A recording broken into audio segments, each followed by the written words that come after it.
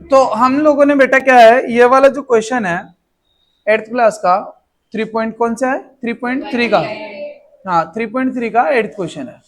तो इस 8th question में क्या है, वैसे हमने क्वेश्चन कर लिए, मैं आपको प्रॉपर्टीज बता चुका हूं, फिर भी इस क्वेश्चन के थ्रू सारे प्रॉपर्टीज जो है पैरेललोग्राम की वो मैं समझाने का प्रयास करूंगा, राइट। तो पहले हम देखते हैं कि ये सवाल क्या है, आपको सवाल की भावना को समझना है, सवाल क्या कहता है ये समझो।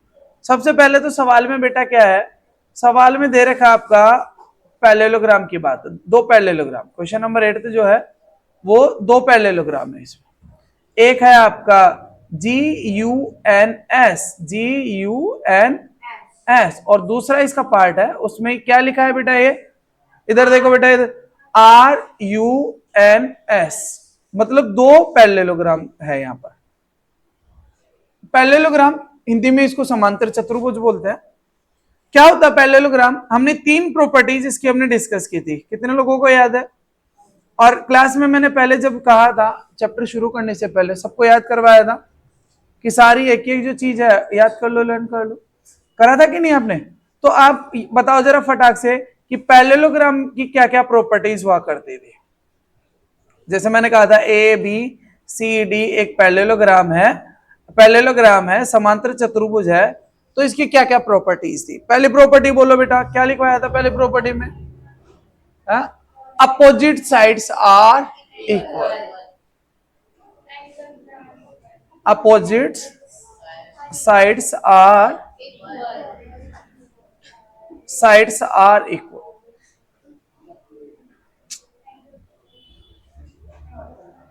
इतनी बात समझ में आ गई? आमने सामने की भुजाएं बराबर होती है। तो आपको याद करो, मैंने ऐसा लिखवाया था, इसमें क्या लिखवाया था कि बेटा यदि ABCD एक पैरेललोग्राम है, बहुत जगह काम में आती है बेटे, तो बहुत जगह क्या आ रहा है, ये AB और ये CD आमने सामने, तो यही है, तो ABCD के बराबर है।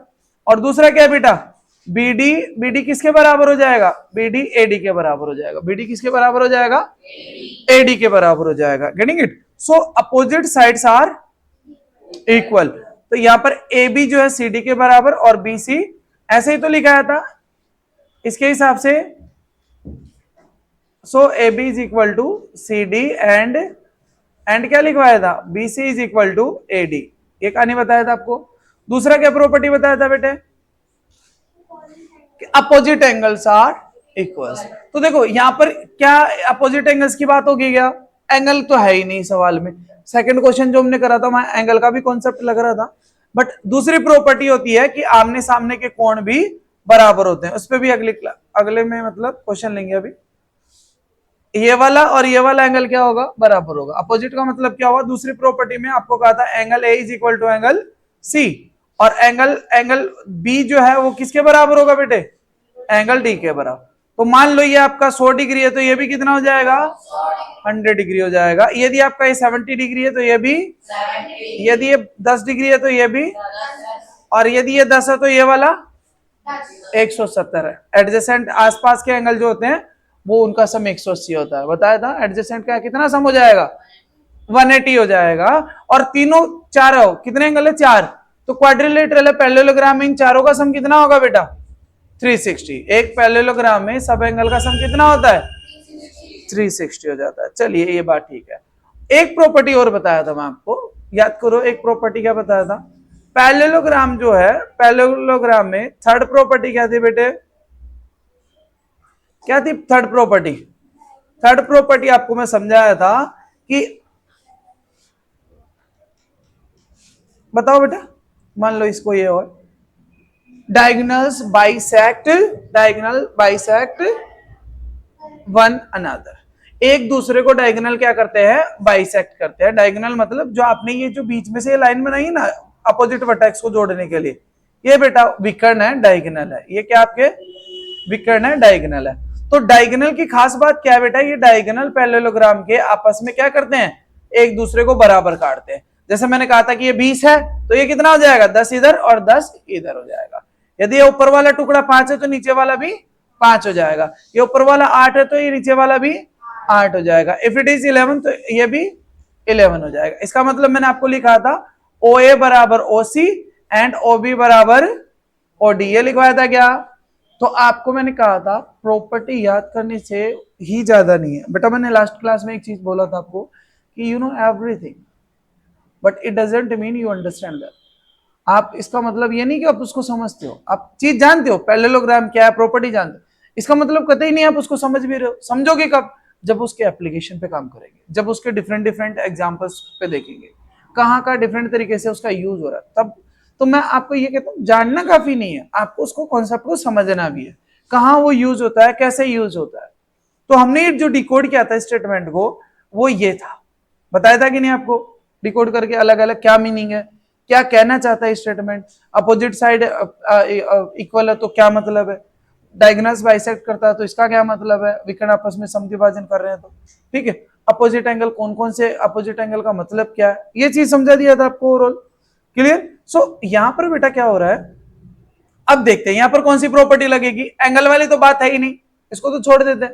ये वाली पहली चीज जो हमने देखा था अपोजिट साइड्स इक्वल है, क्योंकि इसमें देखो इस साइड इन साइड को रिलेशन लेकर के इनको बराबर करना है। और डायगोनल, यहाँ पर डायगोनल है तो यहाँ पर डायगोनल दे रखे हैं, इस वाले में डायगोनल है और इसमें अपोजिट साइड है। तो दोनों यदि हम कॉन्सेप्ट यूज करेंगे बेटे तो आराम से हो जाएंगे। क्या समझे? ये आराम से हो जाएगा, बिल्कुल कोई दिक्कत नहीं है इसमें।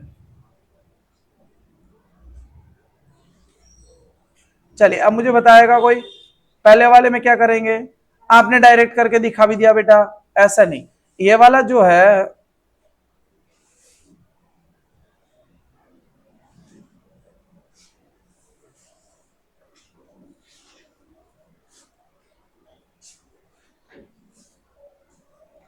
अब मुझे बताओ इस पैरेललोग्राम की क्या बात है।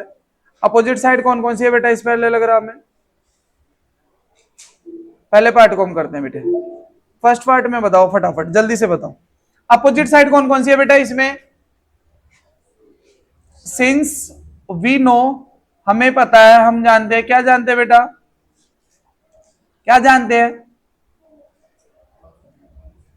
इन पैरेललोग्राम लिख लेना है, in parallelogram opposite sides are, क्या ये चीज तुम जानते हो क्या?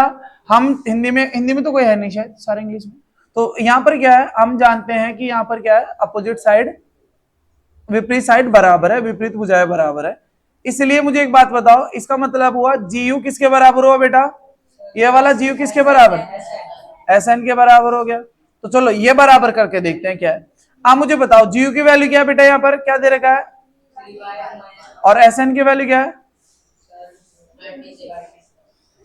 अब आपको याद करो एट्थ में जो मैं आपको सेकंड चैप्टर पढ़ाया था सिंपल इक्वेशन, तब बताया था कि यहाँ पर वेरिएबल है, वेरिएबल के बाद में हम इसको सॉल्व कैसे करेंगे। वेरिएबल कौन है यहाँ पर? वाई वेरिएबल है। कौन वेरिएबल है? अननोन क्या है बेटे यहाँ पर? वाई अननोन है, वाई अननोन है ना। तो इसको सिंपल इक्वेशन में क्या बताया था, माइनस वाला दूसरी तरफ जाकर के प्लस, प्लस का माइनस, मल्टीप्लाई का डिवाइड, डिवाइड का, ये बेसिक सा कॉन्सेप्ट मैं आपको ऑलरेडी समझा चुका था। सो हियर y माइनस 1, तो ये कितना चला जाएगा उधर, माइनस का उधर जाकर के प्लस का हो जाएगा 27, और y की वैल्यू देखो ये मल्टीप्लाई है तो क्या हो जाएगा, तो ये कट करके कितना हो गया 9। आपने स्टेटमेंट लिखा, देखो हर एक इक्वेशन के बाद बेटा इंप्लाइज लगाया करते हैं, ऐसे ही बराबर नहीं लगाते, नहीं तो ये बराबर लगाओगे इट मींस कि आपका 3y y के बराबर हो गया, जो कि गड़बड़ है। इक्वेशन के बाद इक्वेशन लिखने का मतलब है आप इंप्लाइज लगाओगे।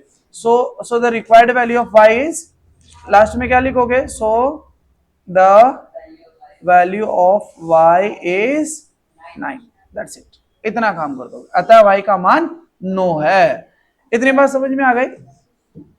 इतनी बात समझ में आ गई? तो यहां से ये वाला क्वेश्चन हो जाएगा, कर लोगे ये सवाल, किसी को डाउट नहीं है? ऐसे आपने सबने ठीक करा था, किसी का भी ऐसा नहीं है गलत है, बट ये 2-3 चीजें आपने नहीं लिख करके डायरेक्ट कर दिया, स्टेटमेंट लिखोगे तो ज्यादा सही रहेगा। क्लियर है ये चीज? आगे हम बात करें सेकंड वाले क्वेश्चन का।